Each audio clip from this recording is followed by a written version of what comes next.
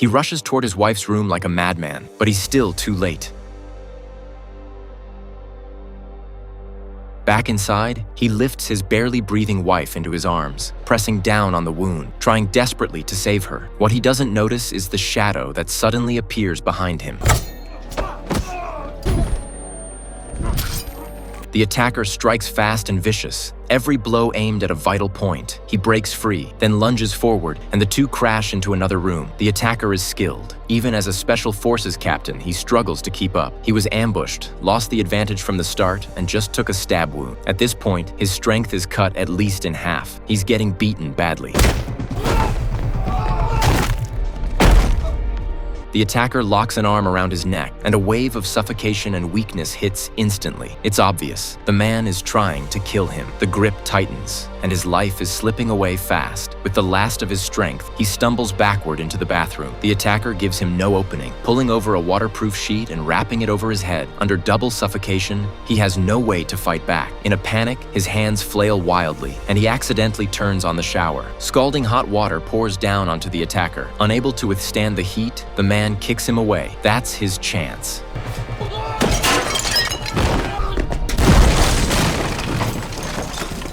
He steadies himself, and the fight continues. By accident, he feels around on the ground and grabs a bottle opener. With that in hand, the situation flips instantly. The attacker goes down, but he's too focused on his wife to even check if the man is dead. That delay costs him everything. His wife has already missed the critical window for rescue. As he calls out to her again and again, her breathing fades and stops, and then...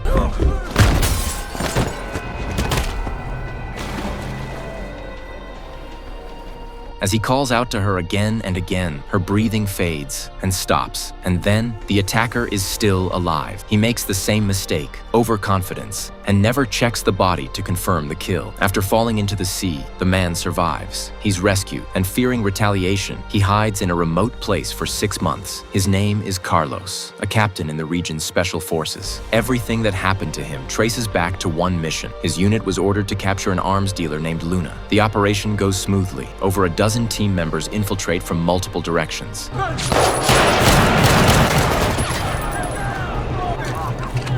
Just as the deal begins, they close in fast, appearing out of nowhere and surrounding the targets. After taking out a few troublemakers, the rest drop to the ground, not daring to resist. As the leader, Carlos steps forward to arrest Luna. 2 bold men try to intervene, but he gives them no chance. He easily breaks their arms and legs. Unexpectedly, Luna remains arrogant. She knows nothing will happen to her. She has powerful protection, people these soldiers can't touch. The mission is a success, and the team receives commendations. As captain, Carlos goes on stage to speak on behalf of everyone, and what he says shocks the room. There are high-ranking insiders secretly helping Luna. In other words, some of those wearing polished uniforms are abusing their power to assist her arms smuggling operation. Carlos speaks with conviction, vowing to bring these corrupt figures to justice. When he finishes, the applause is scattered and weak. Everyone knows. His passionate speech has just brought him serious trouble. Sure enough, 3 days later, retaliation comes. Carlos fails to save his wife, and he himself barely survives. It's his colleague and friend Miguel who rescues him, risking further retaliation to hide him in that remote place for half a year. Carlos never forgets revenge, but Miguel keeps urging him to wait. For his friend, Miguel has already sacrificed a lot. He takes Carlos out to clear his head when he's down. Knowing Carlos is broke, he gives him several $1,000s each month for living expenses. But Carlos turns around and spends it all on lottery tickets. Then,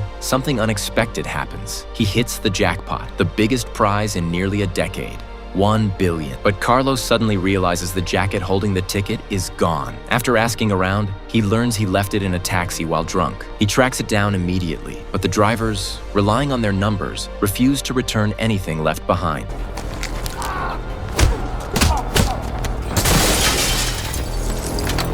Carlos gets his jacket back, finds the ticket, and claims the prize under his real name. In front of the media, he publicly announces his identity and declares without hesitation that he will make his wife's killers pay. Watching the broadcast, Miguel falls into deep thought. By exposing himself, Carlos has put a target back on his own back and dragged Miguel into danger as well. Elsewhere, a group of high-ranking officials watches the same broadcast. Hearing Carlos's statement, they show nothing but disdain and mockery. They underestimate him and the hatred buried deep inside. Now, with this sudden fortune fortune, he can finally move ahead with his plan. Carlos recruits 2 former teammates. The method is simple. He invites them to a 5-star hotel. He orders every expensive dish on the menu, then lays out stacks of cash in front of them.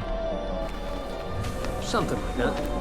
To Carlos, it's just paper now, but it's the key to avenging his wife. The 2 teammates, Leo and Lola, already admire him. Seeing his sincerity, they agree without hesitation. The plan begins. The target, Luna, now locked in prison. Leo hires a group of mercenaries at a high price. Under the leadership of Carlos and the others, they disguise themselves as special forces and infiltrate a military base. Leo waits outside in the vehicle, handling surveillance hacking. They silently reach the target's location, leaving a few men behind as lookouts. Carlos and Lola move in to extract Luna. A guard notices the armed group but wisely turns away, pretending not to see. They quickly take down 3 guards behind the gate, and Carlos enters Luna's cell. The place has everything. Aside from limited space, it's almost like living outside. Just as Carlos is about to act, an officer suddenly approaches, noticing one of the lookouts. Sensing trouble, the man walks away quickly. The operation is exposed. Carlos gets the signal and prepares to pull out, but the officer arrives faster than expected.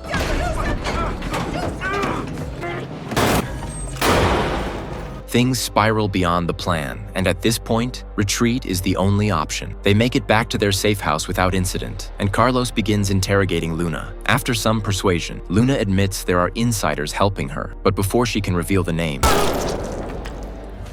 their location is compromised. Someone is coming. The 3 cover each other as they retreat. More than a dozen masked men surround them in the hall. They leap from a high platform, jump into a car, and go all in. Without hesitation, they push forward through heavy gunfire. In a blur, Carlos spots the man who attacked his wife among them. The car bursts out of the warehouse, but the danger isn't over. Moments later, they're locked onto again. An armored vehicle suddenly appears behind them in pursuit. Seeing the threat, Carlos speeds up, trying to shake it, but the armored vehicle is both heavy and fast. There's no escaping it.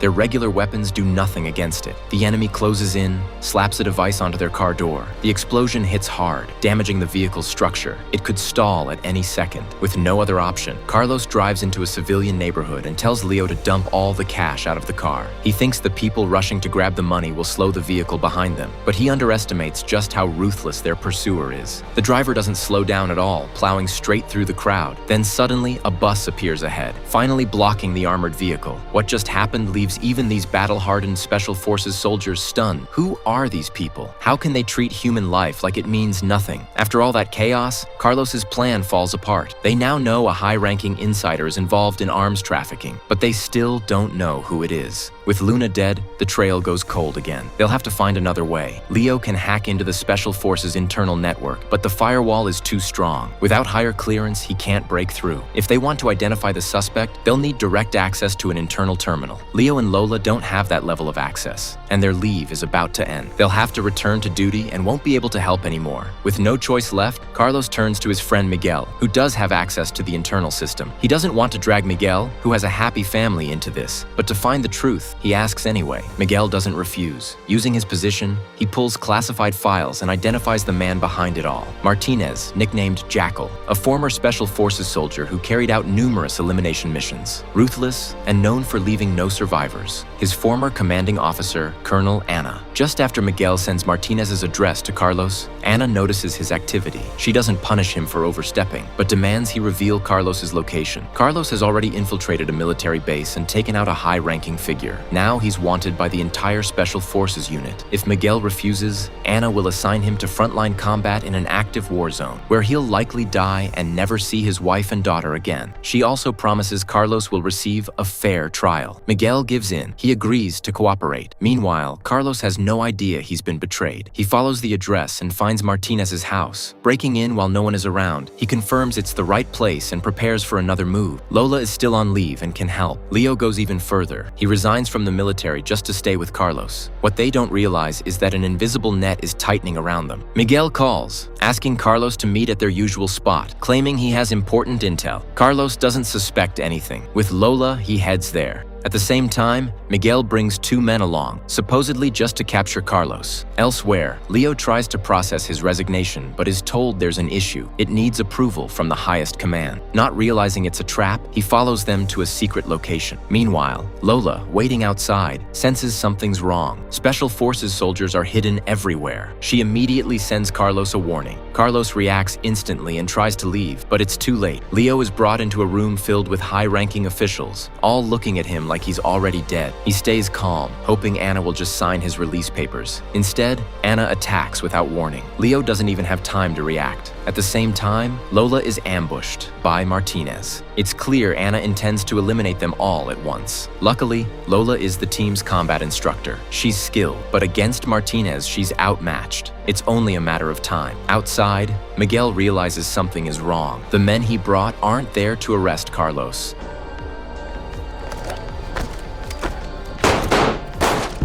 They've already sealed Carlos inside a room and released gas, planning to suffocate him. Fortunately, Carlos finds an escape route, pries open a window, and climbs out. Lola finally gets an opening, shakes off Martinez, and reunites with Carlos, but the pursuit is already closing in. Carlos pulls out his weapon, takes down a pursuer, and they rush to the car.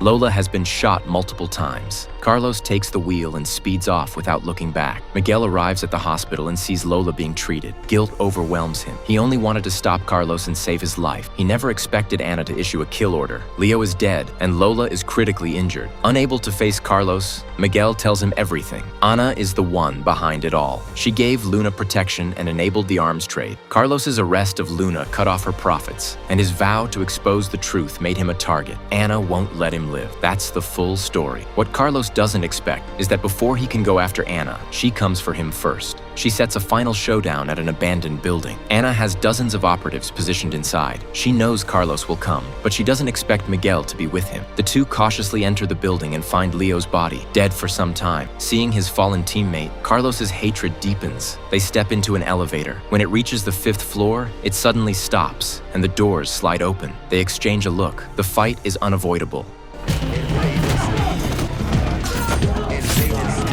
Chaos erupts. Carlos charges out of the elevator, leaving Miguel to face 3 enemies inside. Carlos clears the enemies outside, while Miguel takes on 3 men in the cramped elevator, fearless. A new elevator warrior is born, but Carlos soon finds himself overwhelmed. As skilled as he is, he can't fight so many at once. Eventually, he's overpowered and captured. He's brought before Anna, with Martinez standing beside her. After mocking him, Anna prepares to kill Carlos, but then